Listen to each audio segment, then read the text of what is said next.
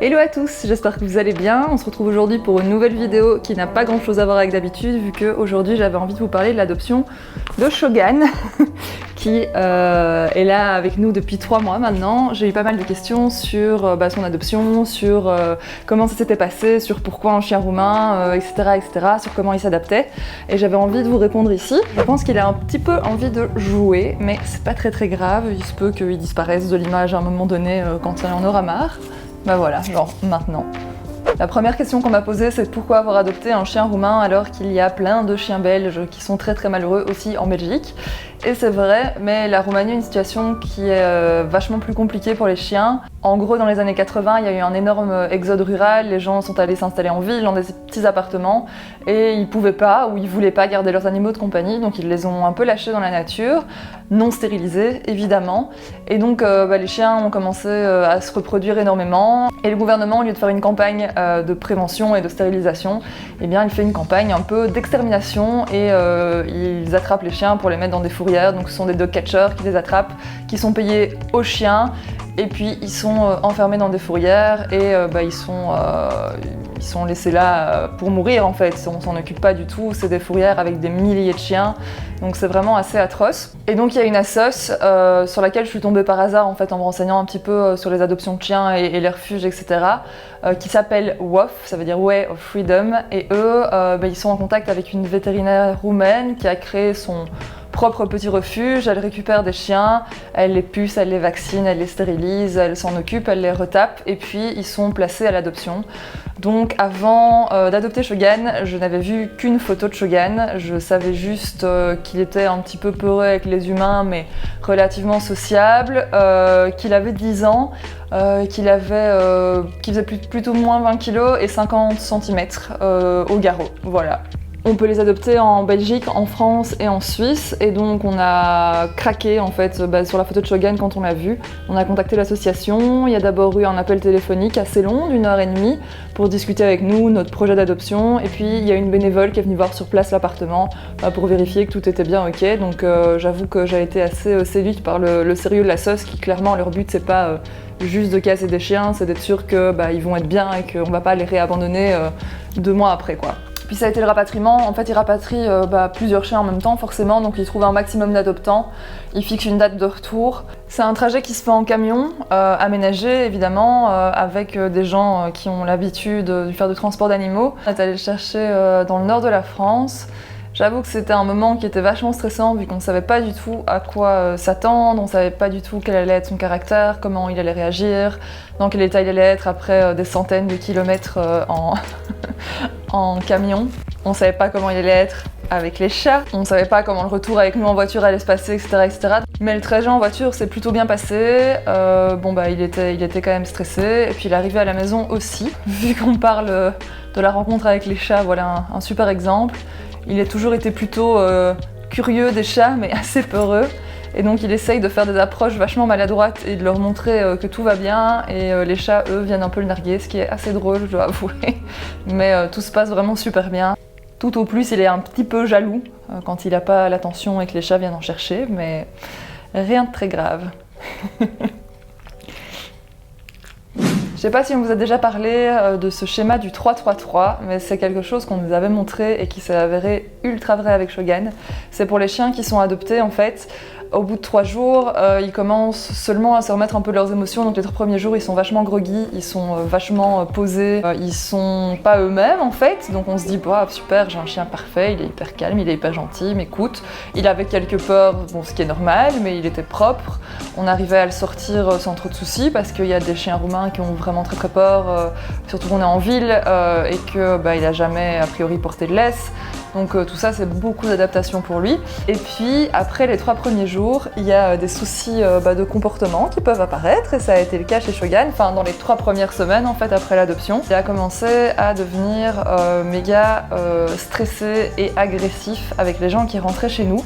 Ça s'est vraiment fait progressivement. Donc au début, il a aboyé 1 ou 2 fois, et puis il a commencé à grogner, et puis il a essayé de pincer.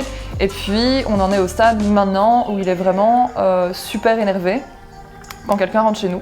Donc ça c'est un truc qu'on a vraiment découvert au fur et à mesure, et au fur et à mesure sa personnalité elle s'est vraiment affirmée. Ouch, Gucci. Et ici ça fait 3 mois et je crois qu'on a déjà vu un gros panel de choses, certaines positives, certaines moins positives.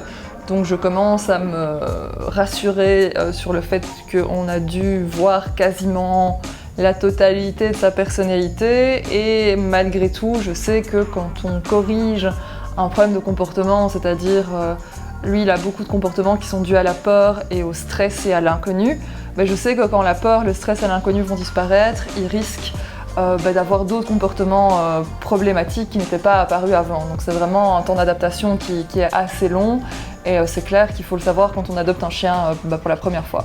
Par contre, ce qu'on a découvert aussi, c'est que c'était un chien qui, comme il a vécu dans la rue, est très bien câblé par rapport à la communication canine.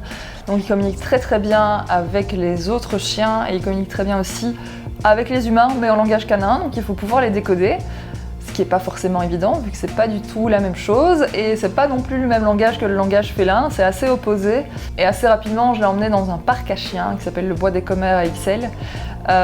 Et c'est un endroit qui est vachement chouette, qui est tout clôturé, et qui est vraiment fait pour les propriétaires de chiens, pour qu'ils puissent venir se dégourdir les pattes. Et donc il y a des êtres humains qui sont habitués aux chiens, qui n'en ont pas peur et qui savent très bien qu'ils peuvent se faire bousculer parce que les chiens jouent, ou recevoir une patte pleine de terre sur leur pantalon. Voilà, c'est la vie. Et puis il y a plein d'autres chiens qui sont sociables pour la plupart, et donc c'est plutôt cool.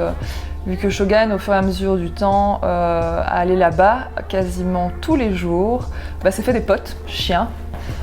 Et donc j'avoue que ça c'est plutôt cool de le voir s'épanouir et de voir s'ouvrir, vu qu'au départ il restait vraiment super fort dans mes pattes, et maintenant il va jouer avec les autres chiens, il se laisse caresser par d'autres humains, et ça fait vraiment plaisir à voir.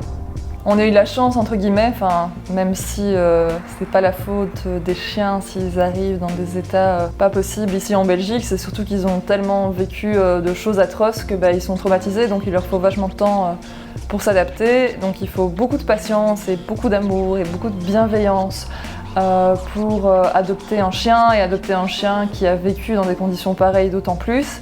Et puis il faut être capable de se remettre en question, il faut être capable de mettre son ego de côté, parce que souvent on a tendance à associer les actions du chien à nous, alors que pas du tout. Le chien il fait ce qu'il peut, il fait du mieux qu'il peut, et quand il nous désobéit entre guillemets, il le fait pas forcément pour nous emmerder. C'est pas facile tous les jours, ça c'est clair.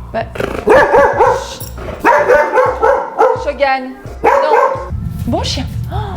Ça c'est un bon chien. Je disais donc, ce n'est pas facile tous les jours. Donc on a mis des choses en place en fait pour régler les quelques problèmes qu'on rencontrait, pour essayer de le gérer et de le comprendre un peu mieux. On a été voir une comportementaliste qui nous a donné déjà quelques trucs pour pouvoir bosser avec lui. Il y a notamment ce bouquin qui est sur les signaux d'apaisement des chiens. C'est un bouquin qui est vachement chouette parce que c'est assez court. C'est plein d'exemples concrets et de photos en fait de comment les chiens communiquent entre eux, comment repérer que son chien est mal à l'aise, est stressé, est pas bien ou qu'il est content.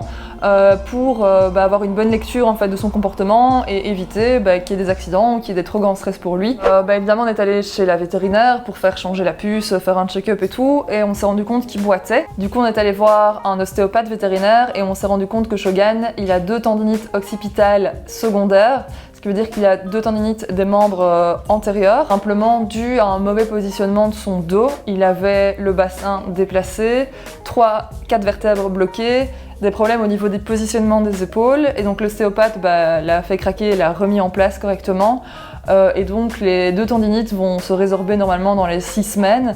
Sinon c'est un chien qui est en plutôt bonne santé, c'est un chien qui aime bien jouer, c'est un chien qui est assez câlin avec nous, qui joue avec nous, qui est sociable avec les autres chiens. Les seuls problèmes restants, c'est à l'intérieur chez nous pour l'instant. C'est très compliqué de recevoir des gens. C'est pas du tout un chien qui est agressif de nature, c'est juste qu'il a tellement peur, qu'il monte tellement haut en émotion, qu'il se contrôle plus du tout. Et donc c'est vraiment pas cool de le voir comme ça, c'est vraiment pas cool pour nous parce qu'on n'a pas du tout envie qu'il y ait un accident, et surtout c'est pas très chouette que les autres aient peur de lui alors que nous on l'adore et il est hyper câlin avec nous. Donc ça c'est aussi un truc qu'il faut apprendre à gérer, à se détacher du regard des autres quand on adopte un chien. C'est presque mieux qu'un psy finalement. Et à l'extérieur, on essaye vraiment de privilégier des endroits où il peut courir, mais aussi où il est en sécurité. On a aussi investi dans un petit GPS au cas où il y aurait une fuite ou vraiment un truc qui nous échapperait, mais a priori il n'y a pas de raison que ça arrive. On l'a travaillé pour monter dans la voiture quasiment tous les jours, même pour faire des petits trajets, même si c'est pas très écologique. Mais maintenant du coup il a aucun stress à monter dans la voiture, il est même content d'y aller, il supporte bien les longs trajets, donc tout ça c'est vraiment déjà très très cool à seulement 3 mois avec un chien qui a ce genre de passé. Quand on va chez d'autres personnes, qu'ils aient des chiens ou pas d'ailleurs, ça se passe plutôt bien. Il reste un petit peu plus sur ses gardes, mais c'est assez cool, il s'adapte pas trop mal.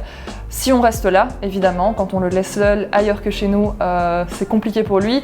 Et si on le laisse seul chez nous, ça va aussi. Il est un peu stressé. J'ai du coup aussi investi dans une caméra en mode babyphone pour pouvoir voir ce qui se passe quand on n'est pas là, voir ce qui se passe après 10 minutes, après 20 minutes, après une demi-heure. Et on l'a fait progressivement, on n'est pas parti toute une soirée du premier coup, donc ça s'est fait progressivement aussi. Donc c'est clair que c'est un chien qu'on va devoir bosser encore longtemps, j'ai envie de dire qu'on va devoir bosser toute notre vie, surtout qu'on pensait qu'il avait 10 ans quand on l'a adopté, on s'est dit ah bah super, on va donner une belle fin de vie à un vieux chien, qu'on convient bien à notre mode de vie et ça nous fait plaisir de sauver un chien finalement qui risque de finir sa vie en fourrière vu qu'il est vieux. Sauf qu'en allant chez la vétérinaire ici en Belgique et de l'avis de plein d'autres gens qui l'ont vu, qu'ils soient pro ou pas d'ailleurs. Shogun n'a pas 10 ans mais Shogun aurait plutôt 4, 5, 6 ans maximum. Et puis on a aussi fait une communication animale. Je sais pas si vous êtes familier avec ça, mais la com animale, le but c'est de se brancher au chien, vraiment de se connecter à ses ressentis et d'avoir accès en fait à une communication de sa part qui n'est pas une communication par la parole. C'est a priori à portée de tout le monde, mais ça se travaille énormément. Et donc les gens qui se spécialisent là-dedans ont l'habitude de faire ça. C'est une forme de méditation où on atteint les ondes cérébrales du chien, où on peut se connecter. Je suis toujours pas sûre d'y croire à 100%, mais je suis pas non plus 100% opposée à ça. Si on fait ça avec des personnes bienveillantes, de confiance, et que c'est pas une arnaque, parce que des arnaques il y en a partout. La communicatrice animale avec qui on a fait ça était vraiment très très chouette. De là on a pu apprendre pas mal de choses sur la vie de Shogun, sur ses peurs, sur ses angoisses, sur pourquoi il avait telle ou telle réaction. Tout ça fait sens vu que il a jamais vécu dans une maison. C'est un chien qui se sent vite oppressé, enfermé, qui a vite un sentiment d'impuissance par rapport aux choses. Pour l'instant, chez nous et avec nous, c'est les seuls moments où il est bien, où il se sent safe. Et forcément, introduire des inconnus dans cet environnement-là pour lui, c'est extrêmement stressant. Et ça va prendre énormément de temps, je pense, pour le désensibiliser. On lui fait faire pas mal de randonnées avec nous, donc on va dans des endroits différents. On est déjà allé à la mer, il a vu la neige. Donc c'est un chien qui évolue très vite, c'est un chien qui a soif d'apprendre, c'est un chien qui est très intelligent, qui est très malin et qui est hyper drivé par la bouffe. Vu qu'il en a manqué toute sa vie, on peut lui faire faire à peu près n'importe quoi, je crois, avec de la nourriture. Donc ça, c'est un bon point pour l'éducation. Mais c'est vrai qu'au départ, c'est pas du tout facile. C'est vraiment un gros boulot et au niveau émotionnel aussi. Et je pense que c'est clairement le cas avec tous les chiens, mais avec des chiens qui ont des passés traumatiques, c'est d'autant plus compliqué. Je regrette rien, j'adore ce chien, il m'apporte énormément de choses, mais c'est vrai que je pense que c'est pas à la portée de tout le monde, qu'il faut bien réfléchir avant de faire ça, parce que le but c'est pas que le chien subisse un nouvel abandon un mois après et qu'il retourne lui dans une spirale où il doit être adopté, il doit se réhabituer, les problèmes de comportement s'intensifient. Donc nous ici on a pris la décision de vraiment bosser avec ce chien pour qu'il soit mieux, pour qu'il soit bien avec nous, pour qu'il puisse s'épanouir, pour que ses besoins soient comblés. Je vois pas du tout la relation avec mon chien comme une relation de dominant-dominé, même s'il y a énormément de gens qui ont ce point de vue-là sur les animaux en général. Moi je vois ça comme un partenariat, donc le but c'est que je respecte les besoins du chien, il respecte aussi les miens, je suis responsable de ses besoins et je suis responsable de ce chien, donc je fais en sorte que ses besoins soient comblés au maximum. Comme toute personne, je peux avoir des maladresses, je peux mal interpréter, mal comprendre, mais tout ça se récupère si on se remet en question et si on travaille là-dessus, quoi. Donc il faut pas trop se reposer sur ses acquis, il faut prendre plusieurs avis, il faut vraiment se renseigner. Il faut pas avoir peur d'admettre qu'on ne sait pas et qu'on est impuissant et qu'il vaut mieux s'en référer à des gens qui savent vraiment ce qu'ils font. Et je pense qu'il faut pas oublier non plus que les professionnels, c'est aussi des êtres humains et qu'ils peuvent se tromper. Et donc, il faut faire attention à qui on s'adresse, il faut toujours rester critique. Vraiment, moi, je suis super pro adoption, mais je pense aussi que c'est pas pour tout le monde et que si on se sent pas prêt ou pas capable, il faut pas non plus trop culpabiliser. Ici, par exemple, ce chien nous a pas coûté très cher, pour être très honnête honnête avec vous, vu que l'adoption nous a coûté 150 €. Par contre, en soins, en comportementaliste, en vétérinaire, en ostéo et en dressage qu'on va continuer, oui, ça commence à ressembler à l'adoption d'un chien de race finalement. Après, avec un chien de race, il y a aussi tous ces frais-là. Et puis évidemment, il y a tous les autres frais liés à l'adoption d'un chien, le panier, les jouets, les friandises, les croquettes, de quoi mâcher, de quoi s'occuper, de quoi pas s'ennuyer en fait. Il sort 2 heures par jour à peu près, quand même. Donc il faut lui laisser cette possibilité-là. En tout cas, je remercie vachement l'association WOF parce que autant en amont qu'en aval, ils font vraiment du suivi. Il y a un groupe Facebook pour tous les adoptants où on peut donner des nouvelles de son chien, en avoir des autres, poser des questions si on a une difficulté. Ça, c'est toujours cool de se sentir soutenu parce que il y a vraiment des jours qui sont méga déprimants parce que parfois on fait des progrès avec le chien et puis le lendemain on a l'impression qu'il faut tout recommencer à zéro pour une raison X ou Y. Parfois on n'a pas envie de sortir quand il fait absolument immonde. Parfois il y a des gens qui veulent passer, prendre un thé vite fait ici, ça demande un aménagement particulier pour pas trop stresser le chien, pour pas qu'il y ait d'accidents, pour que tout se passe bien. Donc il y a moins de spontanéité, il y a moins de spontanéité pour partir, il y a moins de spontanéité pour les vacances. Voilà, c'est clairement un choix qu'il faut assumer. J'ai envie de dire, c'est comme tous les choix qu'on fait dans la vie. Moi, c'est pas un truc que j'ai tendance à remettre en question une fois que je l'ai fait.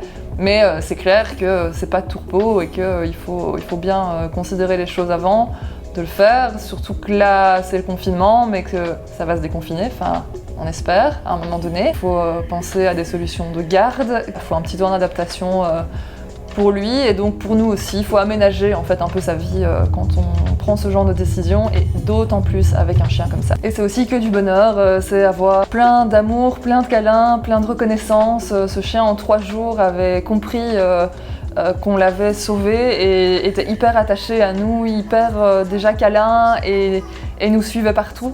Et ça c'est vachement gratifiant. De savoir qu'il se sent bien avec nous et que il est plus tout seul et qu'il est en sécurité ici. Comme il vient de loin, j'ai envie de dire, on voit aussi qu'il évolue super vite et donc on peut le remarquer qu'il y a plein de petites choses qui changent et au fur et à mesure et chaque fois qu'il y a un petit pas qui est franchi, c'est trop cool. J'essaierai de vous refaire un topo d'ici 3 mois, je crois, pour vous dire comment il va et si cette grosse patate c'est encore plus adapté. C'est quand même trop cool de le voir apaisé, de le voir dormir près de nous et être hyper content quand on rentre, de faire plein de balades. C'est une grosse boule de poils et d'amour aussi. N'hésitez pas en tout cas si vous avez des questions, si vous planifiez l'adoption d'un chien roumain ou d'un autre refuge, si vous savez pas si un chien c'est fait pour vous ou pas. Je suis pas du tout spécialiste, ni comportementaliste, ni vétérinaire. Par contre, j'ai peut-être des lectures et des bons contacts à vous donner pour vous filer un coup de main si vous rencontrez une problématique ou simplement si vous avez envie d'apprendre plus de choses ou de vous préparer. J'espère que ça vous aura plu de faire la connaissance de Shogun, qui je pense n'est pas trop mal mis. Oui, voilà, je pense que ça va. N'hésitez pas à liker, à commenter ou à partager la vidéo si elle vous a plu. Et puis on se retrouve très vite pour une prochaine vidéo où je reparlerai très certainement de série. Ciao!